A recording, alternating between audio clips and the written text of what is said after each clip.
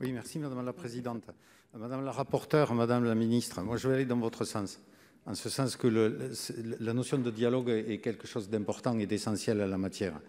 Quand il y a une décision couperet, au mois d'avril, quand on avertit au maire qu'on va fermer une classe ou une école, et surtout en milieu rural, je veux dire, ça a des conséquences qui sont des conséquences lourdes.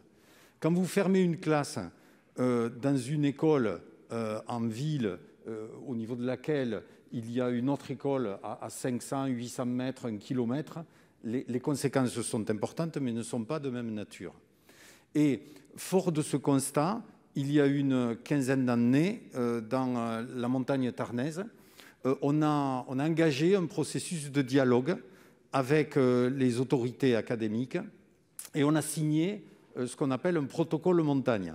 Et ce protocole montagne fait que quand il y a des signaux d'alerte par rapport aux baisses d'effectifs dans une école, il y a une lettre qui est envoyée par l'inspection d'académie ou par le DAZEN, qui est envoyée au maire en disant « Écoutez, voilà, on a des éléments d'inquiétude et donc par rapport à cela, il y a ensuite un temps qui est laissé de 2 ans à la commune pour pouvoir mener un certain nombre d'actions en construisant des logements, en accueillant de nouvelles familles, pour retrouver un certain niveau d'élèves.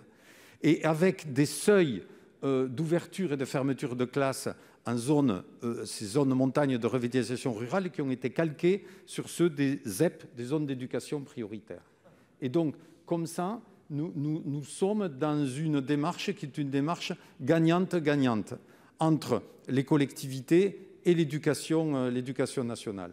Et donc, dans ce cadre-là, à l'issue de ce processus de dialogue, eh bien, nous nous trouvons avec, quand il doit y avoir des fermetures, eh bien, celles-ci sont préparées, acceptées par tout le monde et par l'ensemble des acteurs, les élus, mais aussi les associations de parents d'élèves.